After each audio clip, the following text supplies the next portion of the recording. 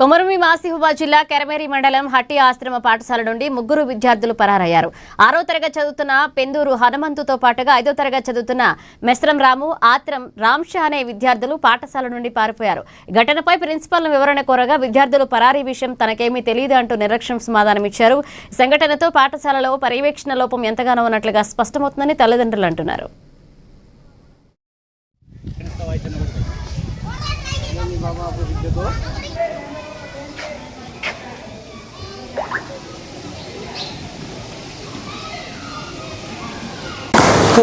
Kerameri boys హెచ్ఎంగా నేను మాట్లాడుతున్నాను.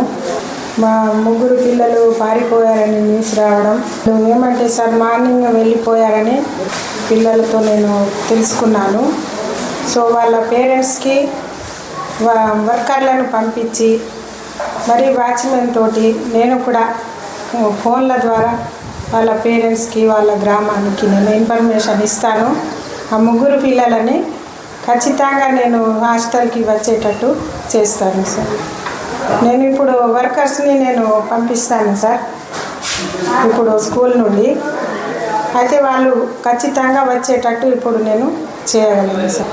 అయితే ప్రస్తుతానికి ఎవరు లేరు సార్, నేనే చూసుకుంటున్నాను. కాబట్టి నేను వర్కర్స్తో పాటు వాచ్మెన్ మేమందరం పోయి పిల్లలు వచ్చేటట్టు చేస్తాను.